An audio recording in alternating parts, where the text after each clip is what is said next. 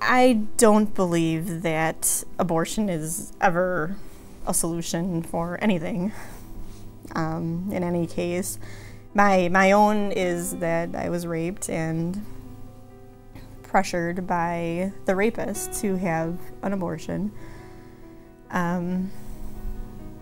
In my heart, I knew, it's always something I've known, that I would never do that. I just would never be able to do that, no matter what. You know, I mean, they give all these tests and everything for babies, and they do that before, you know, the 20 weeks, so that if you want or if you choose, you can abort. And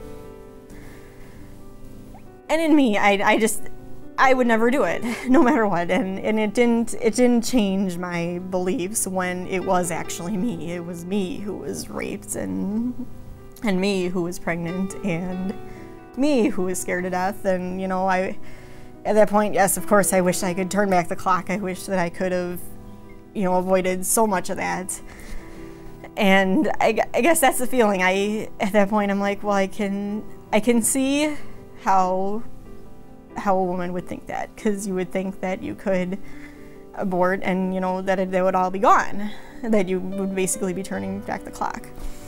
So I could see that, but, you know, as me, you could also see that obviously that's not true. There's no way that it's ever going to be the same again. You know, you cross that point, you're pregnant, and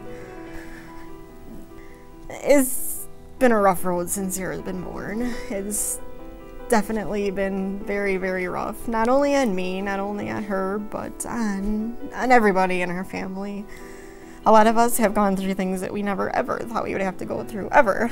You know, fought people that we never thought we'd be fighting. We met a judicial system that, unless you're a part of it, you would never know that it even existed like that. You'd have no idea. You could have told me that, you know, when I was 20 or whatever, and I would have never ever believed it. I would not believe that they would do that to a child, that they would do that to a mother, you know, that they would attack like they do. And yet, you know, no, I would still, of course, I would still have her. I would never ever imagine not having her. She's, you know, she's my baby. I never imagined that when I was pregnant with her. I will say that I never ever ever imagined that, you know, he would take me to court, and not only that, that he would basically win so much that they would give a child over to a rapist. So after being in the court system, after being sued for custody of my daughter and fighting in Waukesha court for roughly 6 years, all of Sarah's life, pretty much, minus the first 5 months of it.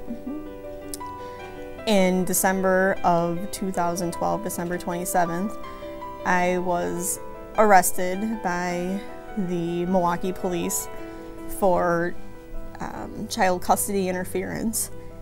And my daughter Sarah was taken. She was taken by her adjudicated father. I think that there's always some way to get through it. You know, God will give you strength, you know, to do what you need to do, even when it's terrible, you know. And there's been a lot of times when I have had to do things like have had to go to court and where I feel so beat down and I feel so drained, and, you know, I've been pummeled by Sarah's adjudicated father and the court system and everyone that helps him. I've been pummeled by them for years and years. But then there's always the good stuff. You know, I haven't seen her in a long time now, but I'm holding on to hope that, you know, she'll be back, and that, you know, she'll be happy to be home and happy to see us, and that she'll, I guess, be able to get back to Sarah's life. Right now, this is what I'm hoping will just become a very, you know, bad memory soon. She is almost 7 years old now.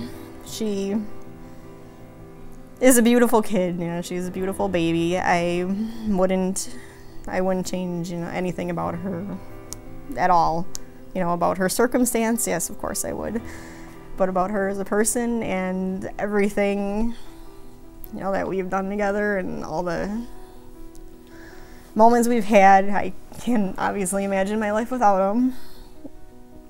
And I can't imagine my life without her.